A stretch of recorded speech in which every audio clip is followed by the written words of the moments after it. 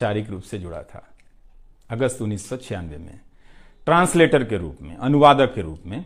लेकिन उसके पहले कई महीनों तक मैं यहाँ चिट्ठियाँ छांटता रहा। बोरे में चिट्ठियाँ आती थीं और मेरे पास रख दी जाती थीं। तब दर्शक पोस्ट बॉक्स में चिट्ठियाँ भेजा करते थे। देश भर से दर्शक अपने हाथों से अलग अलग कार्यक्रमों के एंकरों को लिखा करते थे। इन्हें पढ़ते हुए मैंने टीवी के कार्यक्रमों के आसपास दर्शकों को बनता देख रहा था। मेरा काम था उनकी बारीक नज़र से लिखी गई चिट्ठियों पर रिपोर्ट बनाना और एंकरों या कार्यक्रम के प्रोड्यूसर को सौंप देना। दिहाड़ी का काम था, उसी के हिसाब से मजदूरी मिलती थी, पैसे मिलते थे। मेरी जिंदगी में यह काम आज भी जारी है। आज भी आप मुझे सैकड़ों की संख्या में मैसेज लिखते हैं, हाथ से लिखी चिट्ठियां भी आती हैं, बहुत अच्छी लिखावट में। मैं ज़्यादातर मैसेज पढ़ता भी हूं और सभी के नहीं तो बहुतों के जवाब देने की कोशिश करता हूं। कई बार तो अपनी निराशा भी आपसे साझा कर देता हूं। मैं आपके बीच आकर अपने मन का भाव नहीं छिपाता, क्योंकि मैं आपके बीच बताने के लिए आता हूं। अगर खुद को ही छिपाने लगा तो वह पूरा बताना नहीं होता है। मुझे तो लगता है कि कई हजार दर्शकों के पास मेरे लिखे हुए जवाब होंगे। उंगलियों में दर्द रहने के कारण इन दिनों जवाब देना कम कर दिया है। तो एक तरह से जिन चिट्ठियों से एनडीटीवी में मेरी शुरुआत होती है, उनका आना जाना आज भी जारी है, आज तक जारी था।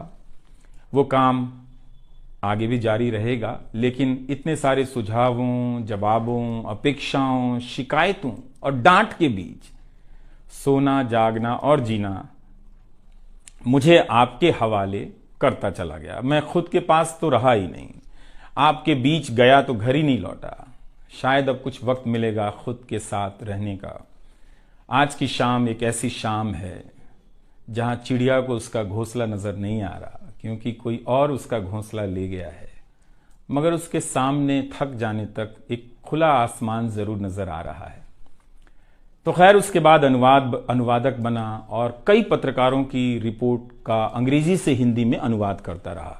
इसके बाद मैं रिपोर्टर बन गया और फिर मेरी दैनिक रिपोर्ट की अलग यात्रा शुरू होती है। रवीश की रिपोर्ट से काफी कुछ सीखने को मिला। तो इस तरह से यह एनडीटीवी में ही संभव हुआ कि एक चिट्ठी छांटने वाला इसके एक चैनल का ग्रुप एडिटर, समूह संपादक बनता है और आज उसे छोड़ रहा है, इस्तीफा दे रहा है। बहुत बड़ी बड़ी शक्तियां पीछे खड़ी हैं इस एक पत्रकार के पीछे। तो स्वाभाविक है कि ये नौबत आनी थी, इसका अंदाजा मुझे पहले भी था। लेकिन जिस दिन आता है उस दिन अच्छा तो नहीं लगता है। लेकिन मैं आपसे यह भी कहना चाहता हूं कि जब भी मेरे बारे में मूल्यांकन करें, इस बात की सहानुभूति मुझसे ना रखें कि मैं चिट्ठी छांटता था। मैं उनकी तरह नहीं हूं कि अचानक चाय बेचने की बात करने लग गया। उतर रहा हूं जहाज से, बात कर रहा हूं चाय बेचने की।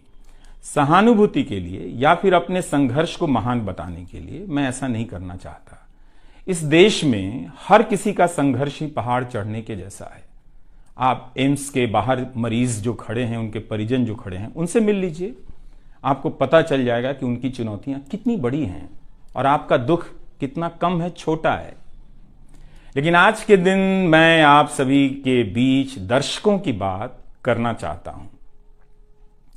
इस दौर में कुर्सी पर बैठे किरदारों को टूटते हुए देखा, सबने देखा।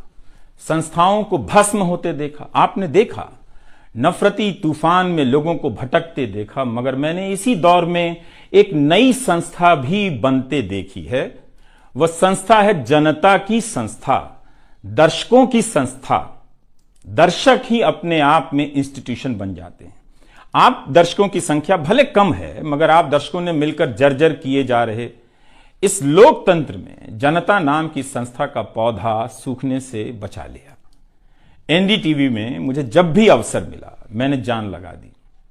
मैंने कभी उन अवसरों को अपने लिए नहीं देखा, बल्कि यही सोचा कि यह अवसर मुझे आप दर्शकों के लिए मिला है, इसलिए उन सभी अवसरों को आप दर्शकों की कहानियों से भरता चला गया और मैं आप दर्शकों का होता चला गया। आपका दावा मुझ पर बहुत बड़ा है, मैं जानता हूं। आप मुझ पर बहुत दावा रखते हैं। मेरे आसपास आप दर्शकों की वजह से एक न्यूज रूम बन गया था, पब्लिक न्यूज रूम, जो दफ्तर के भीतर नहीं, आपके घरों में था, आपके दिमाग में था। दुनिया भर में फैले कितने दर्शकों ने आगे आकर मेरी मदद की है। आपने कभी मुझसे पैसे भी नहीं मांगे, कभी एहसान तक नहीं जताया। विदेशों में मेरे लिए वीडियो रिकॉर्ड किया, रिसर्च किया। मेरा हर कार्यक्रम किसी न किसी दर्शक के सहयोग का उदाहरण है। आप दर्शकों ने मेरी जानकारियों को दुरुस्त किया है, गलती की है तो डांटा भी है और काफी कुछ उसमें जोड़ भी दिया है। कई सारे एक्सपर्ट, कई सारे छात्र, कई सारे प्रवासी भारतीय, स्थानीय भारतीय दर्शक बनने के साथ साथ मेरा साथ दे रहे थे और पत्रकार भी बन रहे थे और इस पेशे के एक छोटे से द्वीप को बचा रहे थे। इस प्रक्रिया को बिखरते देखना, दर्शकों के बनने की प्रक्रिया को बिखरते देखना और फिर से बनते देखना बहुत सुखद अनुभव रहा।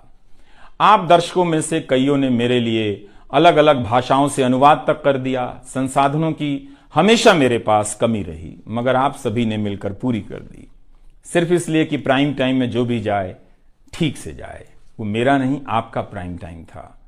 कभी खराब शो कर दिया तो आपने अपनी निराशा बताने में कोई संकोच नहीं की।